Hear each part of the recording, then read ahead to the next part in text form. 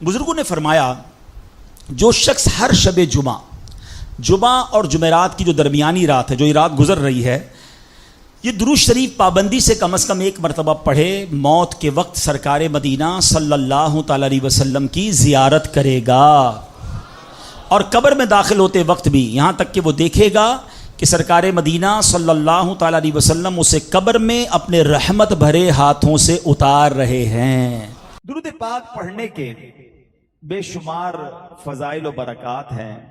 काबे के बदरुद्दुजा, तौबा के शम्सुद्दुहा, सल्लल्लाहु तआला अलैहि वसल्लम का फरमाने आलीशान है जिसका मजमून है, क़यामत के दिन मेरे सबसे ज्यादा नजदीक वो होगा जिसने दुनिया में मुझ पर सबसे ज्यादा दुरूद पाक पढ़े होंगे।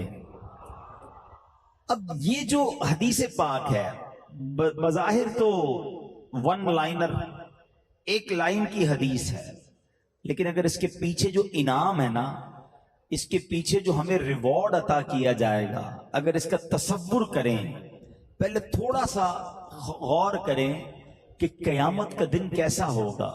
द मोस्ट डिफिकल्ट डे, सबसे ज्यादा अगर कोई मुश्किल दिन है ना तो वो क़यामत का दिन है। ठीक है, और उस क़यामत के दिन क्या क्या मुश्किल होगी। एक ही मुश्किल काफी थी कि जमीन तांबे की है, प्यास के मारे लोगों का हाल बुरा होगा, पसीने में लोग बुकियां खा रहे होंगे, लेकिन इस एक मुसीबत के बाद भी छुटकारा नहीं। इसी डिफिकल्टी के आलम में, इसी गर्मी के आलम में सवाल जवाब होंगे। अब दुनिया में आप कभी कहीं कामकाज से वापस आए, गर्मी में पसीने में शराबूर हैं, और घर आए और घर वाले सवाल करना शुरू कर दे, कहां गए थे, क्या करके आए हो, अच्छा आज क्या हुआ, पूरा दिन कैसे गुजरा। तो आप कहते हैं थोड़ी देर रुक जाएं, अभी मेरी कैफियत नहीं है जवाब देने की, मैं गर्मी से आया हूं, पसीने में हूं, थोड़ी देर बाद बात करते हैं, अभी मुझे थोड़ा अकेला छोड़ दें। होता है ना ऐसा कि जब आप थके हुए होते हैं तो आप जवाब सवाल नहीं कर सकते, you need some time for rest, आप थोड़ा रिलैक्स होने के लिए वक्त चाहिए। दुनिया की गर्मी में चंद मिनटों के बाद चंद सवालों का जवाब आप नहीं दे पाते। क़यामत की गर्मी में जो 50,000 साल का दिन होगा, सारी जिंदगी का सवाल और जवाब देना पड़ेगा। नामा अमाल खोले जाएंगे, मीज़ान अमल पर अमाल तोले जाएंगे, लोगों को कहा जाएगा अपना अमाल नामा पढ़कर सुनाओ। अच्छा, इसमें भी फकत यही नहीं, उसके बाद फिर पुल सिरात से भी गुजारा जाएगा। एक के बाद एक मुश्किल है, एक के बाद एक परेशानी है।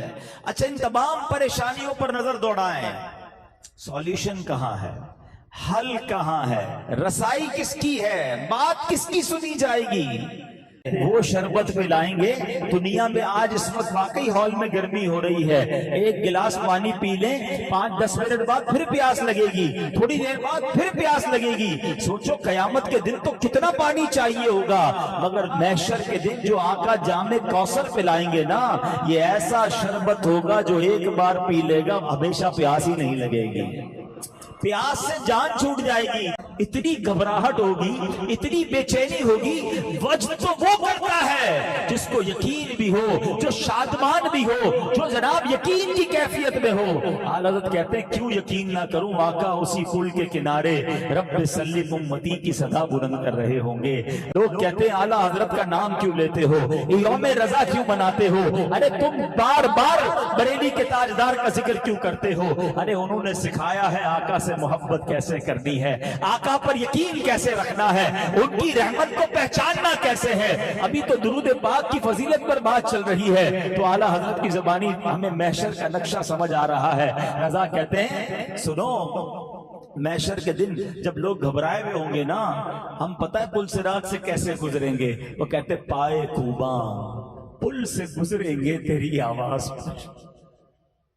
पाए खूबा कहते हैं जमे हुए पैर, पुरएतमाद तरीके से हुजूर आपकी आवाज आ रही होगी हम गुनाहगारों को। ये सारी बातें सुनने के बाद फिर मैं आता हूं उसी हदीस की तरफ। अब जरा नक्शा महशर का दिमाग में ताजा हुआ, अब समझो बात को कि जो प्यारे आका के करीब हो जाएगा, महशर के दिन जो नबी पाक के करीब होगा, सोचो उसके काम तो आसान हो जाएंगे ना।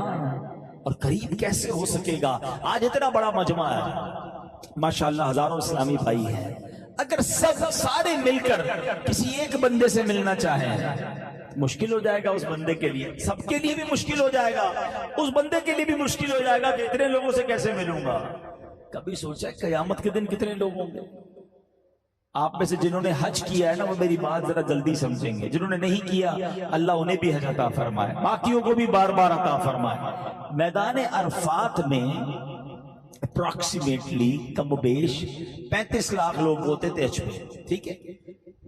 35 لاکھ حاجیوں میں جو عرفات میں ہوتا تھا نا، اسے پتا ہے کہ تواڑی پنجابی وچ کہتے ہیں نا لگ پتا جاتا تھا کہ پبلک کہتے کس کو ہے، اتنی عوام سر ہی سر عرفات میں لوگ کھوتے تھے پھر ملتے نہیں تھے۔ سوچو 35 لاکھ میں یہ عالم ہے، قیامت میں کتنے لوگ ہوں گے؟ 8 ارب کے قریب بتایا جاتا ہے، پونے 8 ارب ابھی آبادی ہے دنیا کی، یہ سارے لوگ ہوں گے۔ حضرت آدم سے لے کر قیامت تک جتنے انسان دنیا میں آئیں گے سارے ہوں گے، اس کا مطلب اربوں خربوں لوگ میدان محشر میں ہوں گے۔ تو پھر ہم کیسے پہنچیں گے نبی پاک کے پاس؟ ہماری باری کب آئے گی؟ ہم کتنا قریب ہو سکیں گے؟ سوچو اتنا رش۔ اب اس رش میں قریب ہونے کا فارمولہ نبی پاک نے خود ہی عطا فرما دیا، جو جتنا درود پڑے گا اتنا قریب ہوگا۔ اب آپ کی مرضی، تمہاری مرضی ہے کتنے درود پڑھنے ہیں۔ ایک تصور بتاتا ہوں، کبھی کبھی میں نے کرنے کی کوشش کی ہے، اچھی بات ہے تو میں کہتا ہوں چلو آپ کو بھی بتا دیتا ہوں، پریکٹس کرنا کبھی آنکھیں بند کر کے کسی ایسی جگہ پہ جہاں آپ واک کر سکتے ہو نا، تو ہاتھ میں تسبیح لینا اور درود پاک اس نیت سے پڑھنا کہ میں جتنے درود پڑھ رہا ہوں اتنے قدم نبی پاک کے قریب ہو رہا ہوں۔ محشر کا میدان ہے، میں جتنے درود پڑھ رہا ہوں آقا کے قریب ہو رہا ہوں، جتنے درود پڑھ رہا ہوں آقا کے قریب ہو رہا ہوں۔ تسبیح رکھنے کو دل نہیں چاہے گا، بندہ کہے گا اور تھوڑے پڑھ لوں اور محبوب کے قریب ہو جاؤں۔ تو یہ کمال کا فارمولہ ہے۔ خدا را یہ فضول کاموں سے اپنے آپ کو بچائیے۔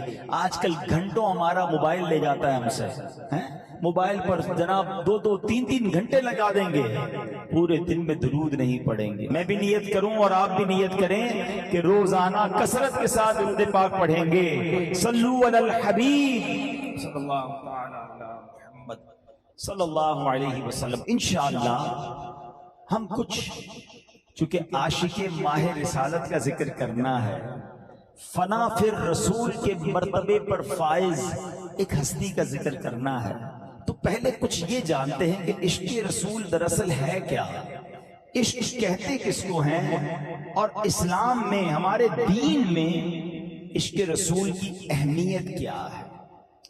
عشق کہتے ہیں، امام محمد غزالی رحمت اللہ تعالیٰ نے اس کی تعریف بیان کرتے ہیں کہ طبیعت کا کسی لذیذ شے کی طرف مائل ہو جانا محبت کہلاتا ہے، اور جب یہ میلان قوی اور پختہ ہو جائے، شدید ہو جائے، تو اسے عشق کہتے ہیں۔ اچھا، اب عشق رسول جو ہے ہمارے ایمان میں اس کی کیا حیثیت ہے؟ پہلے بات سمجھنی ہوگی۔ ساری زندگی کوئی اللہ اللہ کرتا رہے، لا الہ الا اللہ کہتا رہے، لیکن نبی پاک کو اپنا آقا نہ جانے، اپنا مولا نہ جانے، اللہ کا رسول نہ مانے، آخری نبی نہ مانے، دل کی گہرائیوں سے نبی پاک سے محبت نہ کرے، اس کا ایمان کمپلیٹ نہیں ہو سکتا ہے۔ تو پتہ چلا سرکار دو عالم علیہ الصلوۃ والسلام کی ذات وہ ہے جن سے محبت ہمارے ایمان کا تقاضا ہے۔ اچھا جناب، یہ تو ہر مسلمان کہتا ہے کہ میں نبی پاک کا امتی، مجھے ان سے بڑا پیار ہے، لیکن کیا پیار اور محبت کا کوئی لیول بھی ہے کہ کتنا پیار ہونا چاہیے؟ نبی پاک سے اگر عشق کرنا اسلام میں ضروری ہے، ایمان کے لیے ضروری ہے، وہ تو ہم سب کہیں گے، ہم سب کرتے ہیں، بھائی کون مسلمان ہے جو نہیں کرتا؟ لیکن ایک اور بات بھی سمجھنی ہے، کتنا پیار کرنا ضروری ہے۔ سنو، ایک حدیث سناتا ہوں اور ایک واقعہ سناتا ہوں تاکہ یہ پیرامیٹر سمجھ آ جائے۔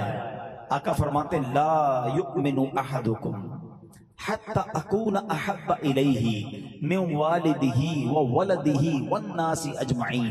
میرے آقا کہتے ہیں تم میں سے کوئی بھی اس وقت تک کامل مومن نہیں ہو سکتا، ایمان کی کمپلیشن پر نہیں پہنچ سکتا، جب تک میں اس کے نزدیک اس کی اولاد، اس کے والد اور اس کے تمام جاننے والے رشتہ داروں سے زیادہ محبوب نہ ہو جاؤں۔ اس کا مطلب کیا ہوا کہ عشق کرنا ہے نبی پاک سے، مگر سب سے زیادہ کرنا ہے۔ حضرت عمر رضی اللہ تعالیٰ عنہ نے ایک بار کیا کہا، اوائل تھے اسلام کے، کہتے حضور اپنی جان کے علاوہ میں آپ سے سب سے زیادہ محبت کرتا ہوں، باقی تمام چیزوں سے زیادہ میں آپ سے محبت کرتا ہوں سوائے اپنی جان کے۔ نبی پاک نے پتہ کیا فرمایا؟ فرمایا اے عمر ابھی تمہارا ایمان کامل نہیں ہوا ہے۔ حضرت عمر نے کہا حضور اب میں اپنی جان سے بھی زیادہ آپ سے محبت کرتا ہوں۔ آقا نے فرمایا اے عمر اب تمہارا ایمان مکمل ہوا ہے۔ تو پتا چلا کہ ایمان کمپلیٹ کب ہوگا؟ جب سب سے زیادہ نبی پاک سے محبت کرنی ہے۔ اب یہاں ایک لاجیکلی سوال آتا ہے، بڑا اہم سوال ہے، ذرا نوجوان جلدی سمجھیں گے میری بات کو، کہ جناب محبت تو ہوتی نہیں ہے، کہ محبت کی نہیں جاتی، وہ تو ہو جاتی ہے۔ کسی کو زبردستی پیار نہیں کروایا جا سکتا کہ بھائی تم اس سے محبت کرو، تمہارے ساتھ رہتا ہے اس سے محبت کرو، نہیں۔ محبت ایک جذبے کا نام ہے جو کسی نہ کسی وجہ سے ہوتی ہے۔ اچھا اب محبت کی وجوہات کیا ہے؟ What is the reason of love? ہم کیسے کسی کے افیکشن میں، کسی کی محبت میں گرفتار ہوتے ہیں؟ تو بڑی کمال کی علماء نے بحث کرنے کے بعد تین وجوہات تلاش کی ہیں کہ محبت جو ہے نا وہ یا تو کوئی بڑا حسین و جمیل ہوتا ہے اس سے ہو جاتی ہے، انسان فطرتاً حسین چیز کی طرف اٹریکٹ ہوتا ہے، اس کو دیکھ کر اسے اچھا لگتا ہے، یا پھر حسین نہیں ہوتا لیکن بڑا باکمال ہوتا ہے، اسپیشل، دوسرے لوگوں سے ہٹ کر ہوتا ہے۔ آپ دیکھیں بعض اوقات بڑے عجیب و غریب کھلاڑی ہوتے ہیں، رنگ ان کا کالا ہوتا ہے، بڑے عجیب سی چہرے ہوتے ہیں، لوگ ان کے فین ہوتے ہیں، کیوں؟ کمال ہوتا ہے ان کے اندر، باقیوں سے وہ ہٹ کر ہوتے ہیں، اسپیشل ہوتے ہیں، فین فالوئنگ بن جاتی ہے۔ تیسری وجہ بتائی علماء نے کہ اگر باکمال بھی نہیں ہے، حسین بھی نہیں ہے، لیکن اس کے احسان بڑے ہوتے ہیں، وہ خیال بہت رکھتا ہے، وہ بڑا مہربان ہوتا ہے، جب کوئی کسی پر بہت احسان کرتا ہے نا بندہ اس کی محبت میں بھی گرفتار ہو جاتا ہے۔ تو اس کا مطلب یہ تین ریزن ہے۔ اب ایک سوال ہے، بڑا لاجیکلی سوال ہے کہ جناب اسلام تو کہتا ہے کہ جب تک نبی پاک سے سب سے زیادہ محبت نہیں کرو گے ایمان مکمل نہیں ہوگا، اور محبت تو دل سے ہوتی ہے، زبردستی کیسے ہو سکتی ہے؟ تو آئیے آج یہ دیکھتے ہیں کہ ان تین چیزوں میں جو ریزنز ہیں، کیا نبی پاک سے محبت کرنی ہے، اسلام ایمان کہتا ہے یہ ضروری ہے، تو یہ تینوں چیزیں نبی پاک میں کس درجے میں موجود ہیں؟ اب ذرا پہلی بات کرتے ہیں۔ دیکھو ذکر رضا ساتھ ساتھ ہوتا رہے گا، اعلیٰ حضرت کی شان دیکھو، نبی پاک کا ذکر کرے ذکر رضا ساتھ ہی ہو جاتا ہے۔ یہ ہے عاشق کی بات کہ جب محبوب کی بات کرو تو محب کا ذکر ہو جاتا ہے۔ اب سنو ذرا، اگر واقعی کسی حسین سے محبت کرنی ہے، ٹھیک ہے، تو بتاؤ کائنات میں میرے آقا جیسا حسین کون ہے؟ حسن تو مکمل جب ہوتا ہے جب نبی پاک کے قدموں کی حاضری دیتا ہے۔ کائنات میں میرے آقا سے پہلے سب سے زیادہ حسین ہستی جو ہیں وہ حضرت یوسف علیہ السلام تھے۔ جناب ان جیسا حسین کائنات میں کوئی نہیں آیا، مگر پوچھو بی بی عائشہ صدیقہ رضی اللہ تعالی عنہا سے، وہ کہتی ہیں، ان کی جو قول ہے اس کا مضمون ہے کہ مصر کی عورتوں نے جب حضرت یوسف کو دیکھا تھا اپنی انگلیاں کاٹ دی، میرے محبوب کو دیکھتی تو اپنا دل کاٹ کر رکھ دیتی۔ آقا جیسا حسین کائنات میں کوئی نہیں آیا۔ بریلی کے تاجدار امام عشق و محبت اسی بات کو سمجھاتے ہیں، کہتے حسن یوسف پہ کٹی مصر میں انگشت زنا۔ اب تھوڑا سا آپ کا میں توجہ چاہوں گا تاکہ آپ کو اندازہ ہو کہ اعلیٰ حضرت کو اللہ نے قلم کیسا دیا تھا، شاعری کی دنیا میں کیا مقام تھا، عشق رسول کے عالم میں کس طرح ڈوب کر آپ لکھتے تھے۔ جب بھی اعلیٰ حضرت کے اشعار آپ کو سمجھ آنے لگ جائیں گے نا، خدا کی قسم اعلیٰ حضرت سے بھی پیار بڑھ جائے گا، نبی پاک سے بھی پیار بڑھ جائے گا۔ حسن حضرت یوسف کا کیا دیکھا تھا انہوں نے؟ حسن دیکھا تھا، ایک چیز ہو گئی، ٹھیک ہے۔ دوسرا کس کا حسن دیکھا تھا؟ حضرت یوسف کا، دوسری چیز ہو گئی۔ اچھا تیسرا کٹیں، क्या कटवाई नहीं, कटना होता है अनडेलिबरेटली, गैर दानिस्ता तौर पर कट गई भाई, काम कर रहा था उंगली कट गई तो कटी है। क्या कटी है? उंगलियां कटी हैं, अंगुष्ठ। अच्छा किसकी कटी हैं? अभी दो बातें हुई हैं, हुस्न उधर नाम है, इधर कटी हैं, उधर कटवा रहे हैं। क्या कट गई थी? उंगलियां। इधर क्या कटवा रहे हैं? गर्दनें कटवा रहे हैं। सुनो किसकी कटी थी? औरतों की। औरतें वैसी नाकिसुल अकल होती हैं, उधर मर्दाने अरब कटवा रहे हैं। मिस्र की औरतें हैं, अरब के मर्द हैं। 5 चीजें हो गई। उसने यूसुफ पर कटी, मिस्र में अंगुष्ठ जना। अरे वहां औरतों की उंगलियां नहीं, मर्दाने अरब के सर कट रहे हैं। अगर इसको शायरी की दुनिया में इस शेर पर उलमा ने किताबें लिखी हैं। हजरत जाबिर बिन समूरा रदियल्लाहु तआला अन्हु कहते हैं 14वीं रात थी, ठीक है, कहते मैं 14वीं रात को बाहर आया। आप में से कभी कुछ लोग काफले में या कभी आप किसी ट्रेवल में किसी गांव में चले जाएं जहां बिल्डिंगों की रोशनी ना हो तो आसमान बड़ा क्लियर नजर आता है, तारे बड़े क्लियर नजर आते हैं, और अगर 14वीं का चांद हो तो बड़ा चमकदार नजर आता है। उस जमाने में तो लाइटें नहीं थी। हजरत जाबिर बिन समूरा कहते हैं मैं अपने घर से बाहर आया, मैंने देखा 14वीं रात का चांद है, बड़ा खूबसूरत लग रहा है। मैंने सामने देखा तो मेरे आका भी जलवा फरमा थे। मैं कभी 14वीं रात के चांद को देखता, कभी माहे तैबा को देखता, कभी 14वीं रात के चांद को देखता, फिर अपने आका को देखता, फिर 14वीं रात के चांद को देखता, फिर मेरे आका को देखता। हजरत जाबिर कहते हैं वल्लाही मेरे आका 14वीं रात के चांद से भी ज्यादा खूबसूरत है। ऐसे खूबसूरत आका, अगर वाकई किसी हसीन से प्यार करना है तो फिर मदीने वाले से आका से ज्यादा हसीन कौन है?